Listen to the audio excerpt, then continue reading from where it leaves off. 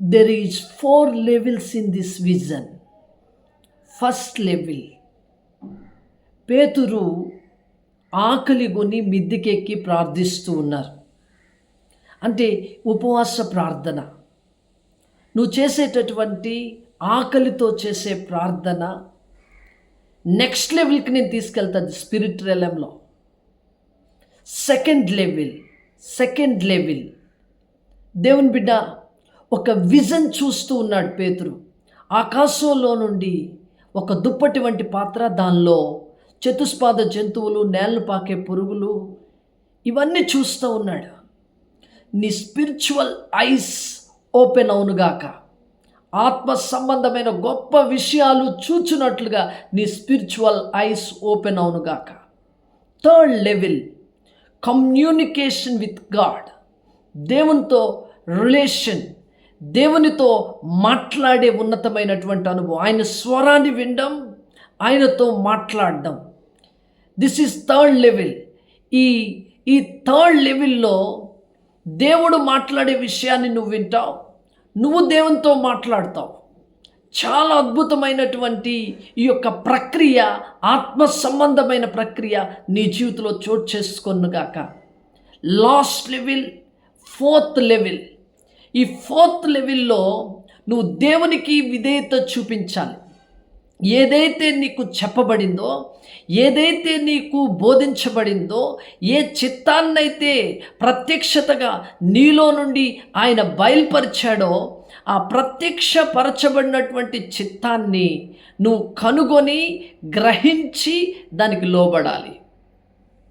This is next level, best level. ఎందుకని best level అంటున్నానంటే, అపోస్తల కార్యాల్లో పేతురు ఈ దర్శనాన్ని చూసినప్పుడు లోబడలేనటువంటి వ్యక్తిగా, అపవిత్రమైంది నేను ఎన్నడూ తినలేదు, దేవుడు అంటున్నాడు నేను పవిత్రపరిచానని, నువ్వు సువార్త ప్రకటించాలని, అన్యుల దగ్గరికి నువ్వు సువార్త వెళ్ళి ప్రకటించాలని, నేను అపవిత్రమైంది ఎన్నడూ తినట్లేదు. ఈరోజు దేవుని బిడ్డ, సెన్సిటివిటీ మైండ్, దేవునితో ఏకీభవించే హృదయం, ఆత్మ ద్వారా నడిచే ఉన్నతమైన అనుభవం నీ జీవితంలో చోటు చేసుకొనుగాక. విధేయుడిగా నీవు ఉండాలి. చాలా కోణాల్లో దేవుడు మనకి విధేయత నేర్పిస్తూ ఉన్నాడు. మన ఫైనాన్సెస్లో మనకి విధేయత నేర్పిస్తున్నాడు, మన కుటుంబంలో మనకు విధేయత నేర్పిస్తున్నాడు, మనం ఉద్యోగం చేసే స్థలంలో మనకి విధేయత నేర్పిస్తున్నాడు. అన్ని కోణాల్లో కూడా నువ్వు స్పిరిట్ రేలంలో కదలాలా. అవి ఏ పరిస్థితులైనా కానీ, ఏ శ్రమలైనా కానీ, ఎలాంటి ఇబ్బందులైనా కానీ నువ్వేం చేయాలంటే స్పిరిట్ రేలంలో కదలాలా. నువ్వు స్పిరిట్ రేలంలో కదిలి నువ్వు విధేయుడుగా దేవుని ఎదుట కనుపరుచుకోవాల్సింది. స్పిరిట్ రేలంలో తప్పితే శరీరంలో కదలడానికి మనం పిలువబడలేదు. ఇంకా మనం చూస్తే దేవుని బిడ్డలారా, మరి పౌలు భక్తుడు అపోస్తల కార్యాల్లో చాలా అద్భుతంగా రాయబడింది. అగ్రిప్ప రాజా ఏమన్నాడు తెలుసా? అగ్రిప్ప రాజా, నేను మరి నాకు కలిగినటువంటి ఆకాశం నుంచి నాకు కలిగిన దర్శనం విషయంలో అవిధేయుడను కాక. అవిధేయుడు అవ్వలా, విధేయుడయ్యాడు. అందుకే పౌలు అపరిమితంగా వాడబడ్డాడు. సాక్ష్యార్థమైన జీవితం జీవించినట్లుగా మనం చూస్తున్నాం. భూదిగంతాల వరకు సాక్షిగా ఉన్నట్లుగా మనం చూస్తున్నాం.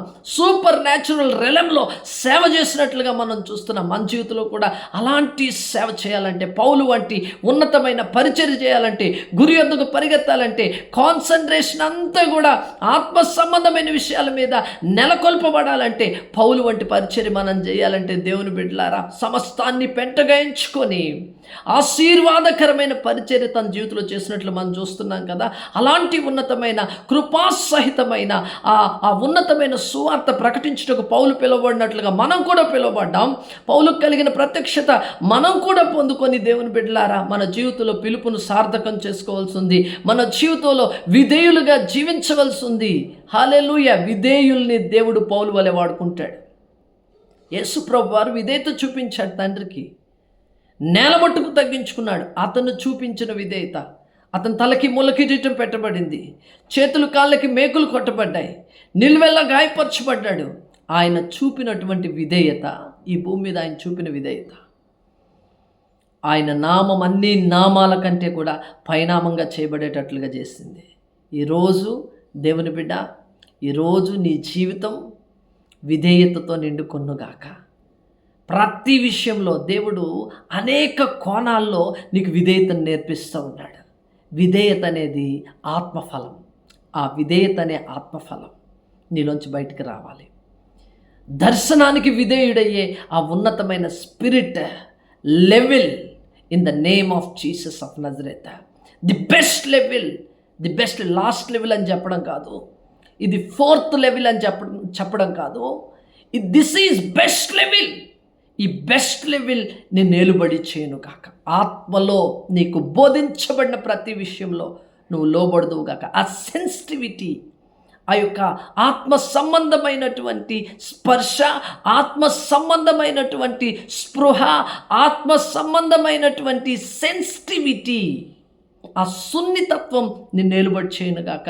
ఖచ్చితంగా విధేయుడివై పౌలు వలె, యేసు వలె ఘనపరచబడి ఉన్నతమైన పరిచర్య, పరలోకములో అక్షయత, జీవము, ఓ గొప్ప మహిమ నుండి అధిక మహిమ, కృప వెంబడి కృప పొందుకుంటూ ఆశీర్వాదకరమైన అనుభవాల్లో ఈ భూమి మీద దేవుని చిత్తం నెరవేర్చి ఓ రబాహతూర్లోర్లు చిలి కలాబారాబారాబారా ఓ రెబెహెతేర్లో బ్రొషోకోందోర్ లాబలాందర్లార్లు చిలిక్లాయ్ ఓ రబాహ బెస్ట్ లెవెల్ పరిచర్య చేసి సూపర్ న్యాచురల్ ఆశీర్వాదాలు ఈ భూమి మీద పరలోకములోనూ కూడా పొందుకునే ఉన్నతమైన కృపలోకి నడిపించబడదువుగాక.